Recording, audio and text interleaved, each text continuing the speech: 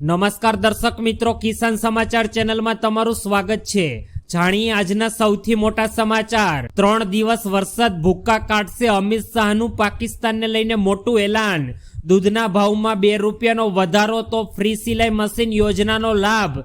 પાકિસ્તાનમાં લાગ્યું lockdown, PM મોદીના રાજમાં ખેડૂતોની આવક વધી અને રેશન કાર્ડને લઈને મહત્વપૂર્ણ ખબર તો બેંકોમાં ધક્કો ન થાય તે માટેના અગત્યપૂર્ણ સમાચાર। પરેશ ગોસ્વામીની મોટી આગાહી, રાજ્ય સરકારનો મોટો નિર્ણય, 20મો હપ્તો ખેડૂતોને મોટી ભેટ। મોદીના રાજમાં વધી મોંઘવારી, બહેનોને મળશે 12,000 રૂપિયાની સહાય। તો શા માટે લોકો લોનમાં ફસાય છે? અને આંબાલાલ પટેલની ચોમાસાને લઈને અગત્યપૂર્ણ આગાહી। આ તમામ મહત્વપૂર્ણ સમાચાર જાણીએ તે પહેલા કિસાન સમાચાર ચેનલમાં નવા હોય તો ચેનલને સબસ્ક્રાઇબ કરીને વિડીયો લાઇક કરી દેજો। આજના સૌથી મોટા સમાચાર, અમિત શાહનું પાકિસ્તાનને લઈને અત્યાર સુધીનું સૌથી મોટું એલાન। ગૃહમંત્રી અમિત શાહે આતંકવાદીઓને ખુલ્લી ચેતવણી આપતા કહ્યું છે કે જો કોઈ કાયરતાપૂર્વક હુમલો કરે અને વિચારે છે કે આ તેમની એક મોટી જીત છે તો તેને સમજવું જોઈએ કે આપણે એક પછી એક બદલો લેવા માટે તૈયાર છીએ અને બદલો લઈશું। તેમણે ખાસ ભારપૂર્વક કહ્યું કે આ નરેન્દ્ર મોદીની સરકાર છે, કોઈને પણ બક્ષવામાં આવશે નહીં। આ નિવેદન આતંકવાદીઓને તેમના આકાઓને સીધો ને મજબૂત સંદેશ આપ્યો છે। તો અમિત શાહે આવનારા સમયમાં પહેલગામ આતંકવાદી હુમલાનો બદલો લેવા માટે તૈયાર રહેવાનું કહ્યું છે। ત્યારબાદના બીજા સૌથી મોટા સમાચાર, ગુજરાતમાં 3 દિવસ વરસાદ ભૂક્કા બોલાવશે। હાલ ગુજરાતમાં તીવ્ર ગરમીનો સમયગાળો ચાલી રહ્યો છે, પરંતુ હવે હવામાનમાં થોડો ફેરફાર થવાના સંકેતો મળી રહ્યા છે। ભારતીય હવામાન વિભાગ એટલે કે IMDના તાજેતરના અહેવાલ મુજબ ગુજરાત રાજ્યના કેટલાક ભાગોમાં 3 મે થી 7 મે દરમિયાન હળવોથી મધ્ય વરસાદ પડી શકે છે।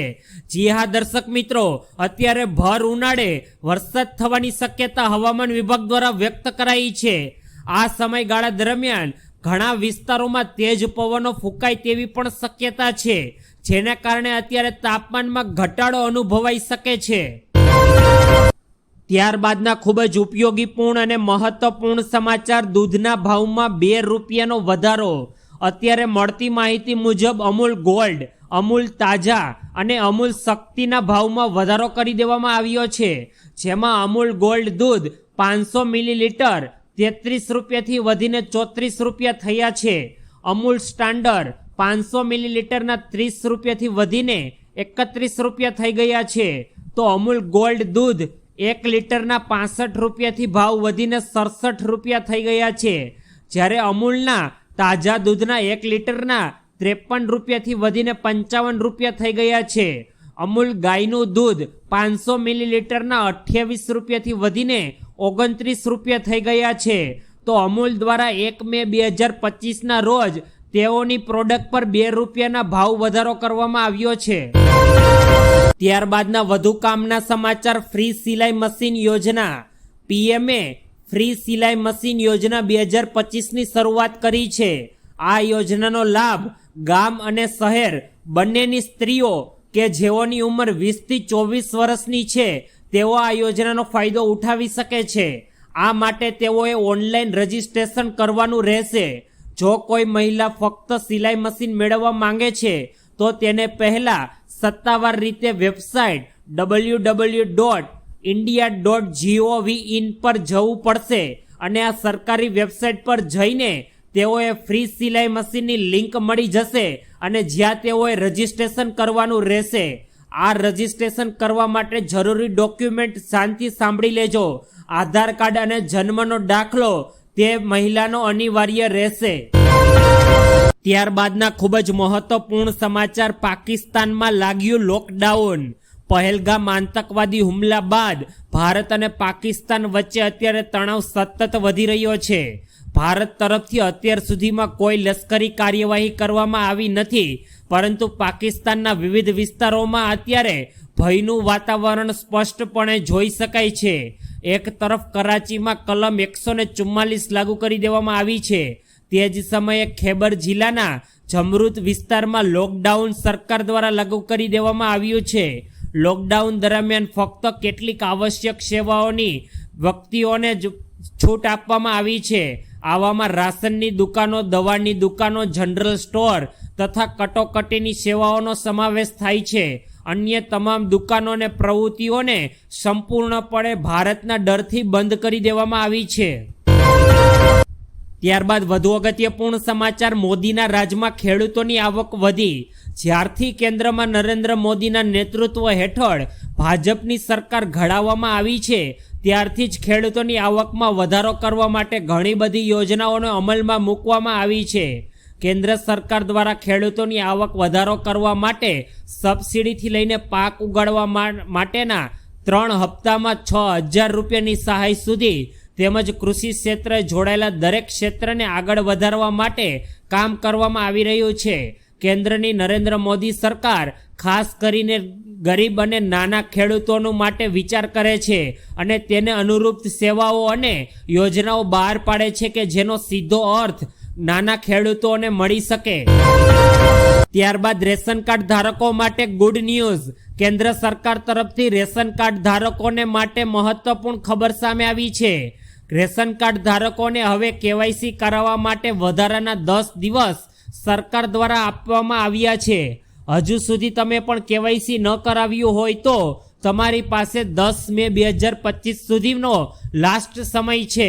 નહીતર મે મહિનાનું અનાજ અત્યાર પછી ક્યારેક કેવાયસી વગર રેશન કાર્ડ ધારકોને આપવામાં આવશે નહીં એવું સરકાર દ્વારા કહેવામાં આવ્યું છે. અને જે પણ વ્યક્તિનું રેશન કાર્ડ કેવાયસી કરાવેલું નહીં હોય તેઓને હવે તેઓનું રેશન કાર્ડ સરકાર દ્વારા સાયલેન્ટ કરી દેવામાં આવશે. એટલે કે આવનારા સમયમાં તેઓને રાશન મળવા પાત્ર થશે નહીં. ત્યારબાદના ખૂબ જ ઉપયોગી પૂર્ણ સમાચાર, બેંકે ધક્કો ન થાય તે માટેના ખૂબ જ અગત્યપૂર્ણ સમાચાર. દર મહિનાની 1લી તારીખે કેટલાક નિયમો લાગુ કરવામાં આવે છે ત્યારે આ વખતે મે મહિનામાં કેટલા દિવસ બેંક બંધ રહેશે તે ખાસ જાણી લેજો. કારણ કે આવનારા સમયમાં બેંકોની રજા હશે અને તમે બેંકે જશો તો તમારે ધર્મનો ધક્કો થશે. 4 રવિવાર 2 શનિવારની રજા આ મહિનામાં રહેશે, જેમાં 4, 11, 18, 25 જ્યારે રવિવાર છે અને 10 તારીખે બીજો શનિવાર, જ્યારે 24 તારીખે ચોથો શનિવાર પડે છે, જ્યારે 12 તારીખે બુધ પૂર્ણિમાની રજા રહેશે.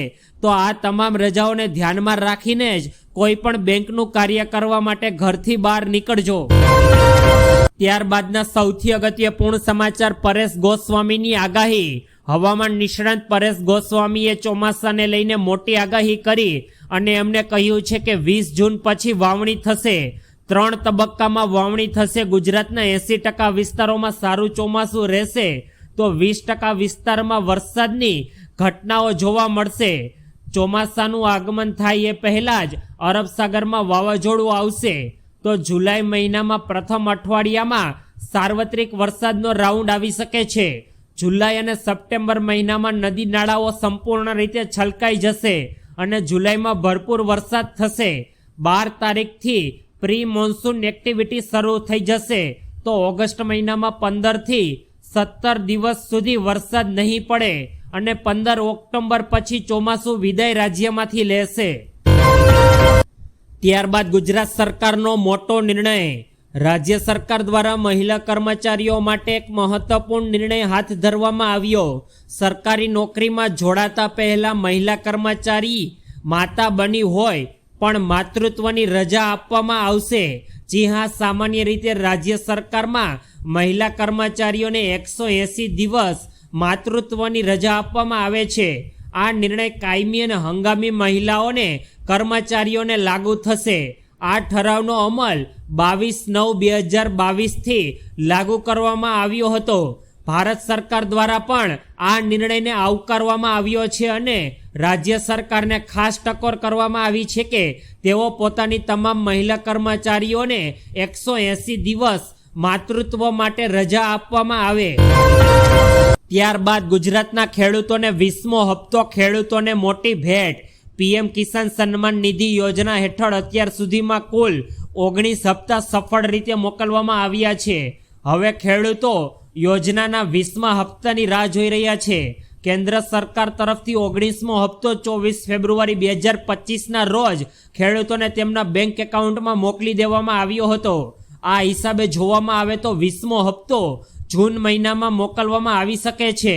જોકે તમને જણાવી દઈએ કે કેન્દ્ર સરકાર તરફથી હાલ આ બાબતે અધિકૃત માહિતી આપવામાં આવી નથી, પરંતુ ટૂંક સમયમાં સરકાર તરફથી આ અંગે મહત્વપૂર્ણ જાહેરાત કરી શકાય છે. ત્યારબાદ મોદીના રાજમાં વધી મોંઘવારી, રાહુલ ગાંધીનું મોટું નિવેદન.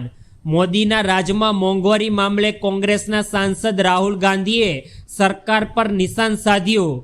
તેઓએ ટ્વિટર પર લખ્યું કે મોદી સરકારમાં પેટ્રોલ 31 રૂપિયા લીટર પ્રતિ મોંઘું થયું છે, જે 66 થી 97 રૂપિયા લીટર પહોંચ્યું છે.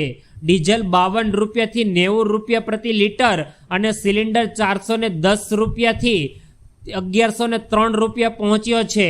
તો ઘઉંનો લોટ 20 રૂપિયાથી વધીને 40 રૂપિયા પ્રતિ કિલોએ, કઠોળ 80 રૂપિયાથી વધીને 210 રૂપિયા પ્રતિ કિલો, તો દૂધ 3.30 પૈસાથી વધીને 66 રૂપિયા પ્રતિ લીટર પર પહોંચ્યું છે. એટલે કે તેઓએ કહ્યું કે મોદી સરકારના 10 વર્ષના કાર્યકાળમાં લોકોએ મોદીને મોંઘવારીનો માર આપ્યો છે.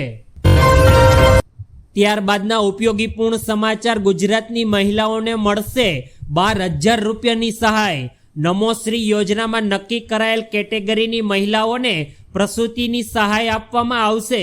ભારત સરકારે નક્કી કર્યા મુજબની SC/ST, BPL કાર્ડ ધારક તથા NSFL કાર્ડ હોલ્ડર તથા PMJY લાભાર્થી તથા દિવ્યાંગ ધરાવતા બહેનો સહિત કુલ 11 અલગ અલગ કેટેગરીની મહિલાઓને સરકારી કે ખાનગી હોસ્પિટલમાં પ્રસૂતિના